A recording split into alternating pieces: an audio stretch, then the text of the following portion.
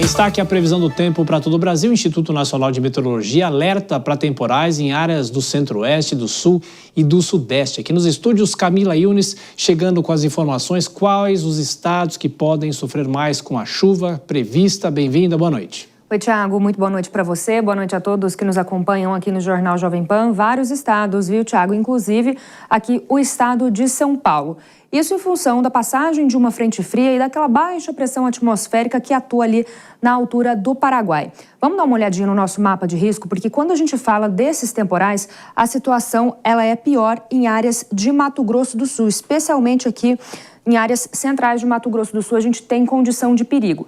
Uma chuva volumosa, contínua, com rajadas de vento que podem chegar a 85 km por hora. Então, muita atenção para quem está aqui nessa região. A gente também tem condição de chuva mais forte aqui para o estado do Paraná, oeste do estado de São Paulo e também no sul de Mato Grosso.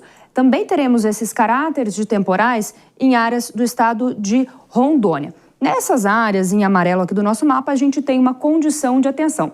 Uma chuva de moderada a forte intensidade. Vale a gente fazer um destaque também aqui para o litoral da Bahia, onde vai continuar chovendo, uma chuva forte. Temos uma frente fria aqui que segue influenciando essas precipitações. Vamos dar uma olhadinha no nosso próximo mapa, porque a gente está falando dessa condição de temporais, mas olha aqui, em outros estados aqui da região sudeste, o tempo vai ficar firme, em boa parte aqui de Minas Gerais, Rio de Janeiro e também no Espírito Santo. No Rio Grande do Sul, a gente pode ter algumas pancadas no norte do estado, mas no restante do estado gaúcho, o tempo vai ficar firme e com temperaturas mais elevadas.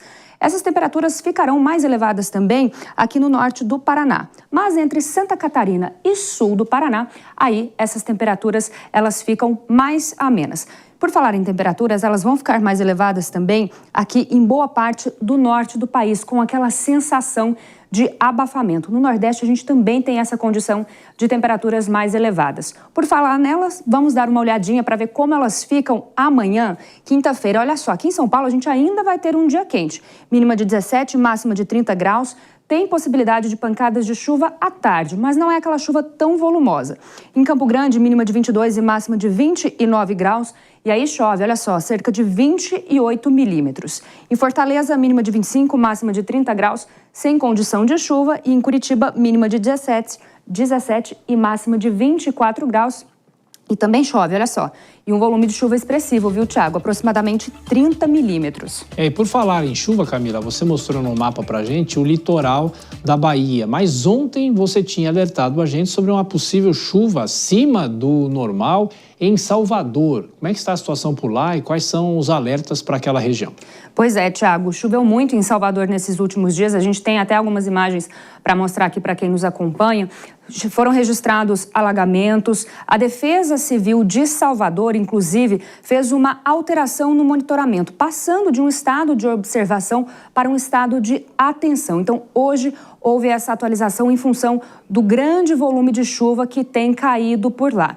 E aí, Thiago, é importante a gente destacar que a Defesa Civil registrou algumas ocorrências, registrou um desabamento, 2 pessoas ficaram soterradas, mas essas pessoas, elas foram resgatadas. Também foi registrado o rompimento ali de uma estrutura de drenagem. Então, de acordo com a Defesa Civil de Salvador, a gente teve essas ocorrências. Tiago, a gente separou, né? Olha só, essas imagens são realmente muito chocantes, né? Ruas inteiras alagadas, os carros passando ali com bastante dificuldade, um volume de chuva muito expressivo, muito significativo. A gente, Tiago, separou uma arte para mostrar aqui também para o pessoal e explicar um pouquinho sobre esse volume de chuva. Olha só, a gente teve nas últimas 24 horas 131 milímetros de chuva.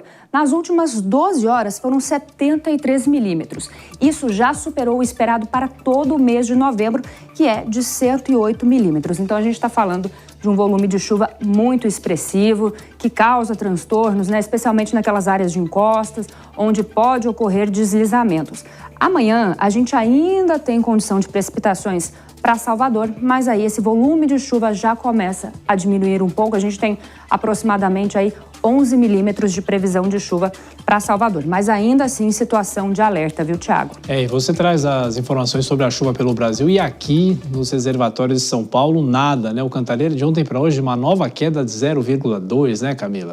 Pois é, Tiago, a gente segue monitorando toda essa situação também aqui nos mananciais de São Paulo. A gente não teve o volume de chuva suficiente para conseguir aliviar. A gente até veio adiantando ao longo da nossa programação que esse mês de novembro a gente ainda não teria esse volume de chuva mais expressivo. Até porque a gente tem tido essas precipitações em caráter de temporais. É aquela chuva em formato de pancada que ainda não consegue, ser uma chuva volumosa, contínua, para dar aquele aumento mais expressivo aí para os mananciais. Mas a gente vai seguir monitorando, Tiago. E amanhã você volta e quem sabe já com o spoiler do fim de semana, né? É isso mesmo, quinta-feira já merece, Merece. O spoiler do fim de semana. Bom descanso, até amanhã. Obrigada, Tiago.